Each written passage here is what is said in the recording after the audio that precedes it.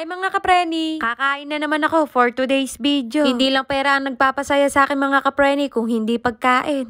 In fairness mga kapreni, ngayon na lang ulit ako makakakain sa labas. Kasama ko nga pala ang tita ko at yung asawa ng pinsan ko. At syempre hindi mawawala ang mga anak namin. Inagahan talaga namin yung pagpunta mga kapreni dahil may kasama kami mga bata. Merienda to hapunan na to mga kapreni. Hindi naman to kalayuan sa amin, dito lang din to sa gawin namin. Pagdating namin dito kapreni, umorder kagad kami dahil pagkain naman talaga ang pinunta namin dito. 199 nga lang pala ang in-order namin pero unlimited. Unli baboy mga kapreni at unli dish. Habang niluluto ko nga yung karne mga kapreni, hina-high blood na kagad ako. Yung baboy mga kapreni, walang laman, puro taba lahat. Siyempre, hindi naman kayo maniniwala kasi hindi naman totoo. Pinapatawa ko lang kayo mga kapreni, baka mamaya napakaseryoso nyo na. Flex ko nga pala yung cheese nila, itsura pa lang, hindi ka na matatakam. Tingnan nyo yung karne mga kapreni, maluluto na sa wakas. Makakakain na rin ako ng tunay na karne. Uy kapreni, joke lang yung sinabi ko doon sa cheese ha. Alam nyo naman, lagi ako nagjo-joke ha. Yung may-ari nito, baka ireklamo ako, Diyos ko po. Baka sabihin sa akin, napakabuisit talaga ni kapreni. Yung mga chikiting, syempre kumakain din, hindi nga lang baboy. Patingin-tingin na lang muna sila, at least nakagala sila. Kakain muna ang ina nyo ng unlimited ha. Nasa mood nga mga kapreni, buti hindi sila nag-iiyak. At buti nga hindi nagpapababa at gustong maglakad ng maglakad. Yung araw na to ay araw ng mga ina nyo ha. Magpakabait lang kayong umupo dyan ha at kakain na kami.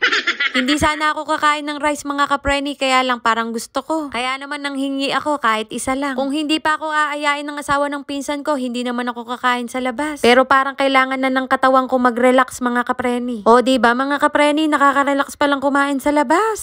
Bakit naman kasi malaki ang subo mo, mau-mau? Ayan tuloy, hirap kang ngumuya. Nag-refill ulit kami ng karne mga kapreni. Unlimited to, kailangan sulitin. Minsan lang to mga kapreni, kinabukasan maiisip ko kailan kaya ulit mangyayari to. Syempre nakakahiya naman mga kapreni kung palagi naman akong kumakain sa labas. Yung mga kasama ko, palagi silang kumakain sa labas.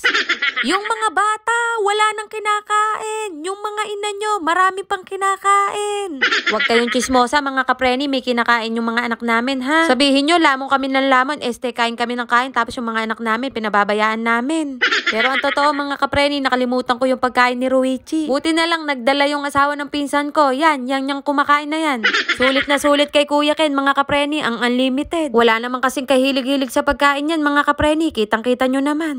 Sabi ko sa kanya, kumain lang siya ng kumain, sagot ko siya. Basta ako ang kasama niya sa kainan, wag siya mangamba.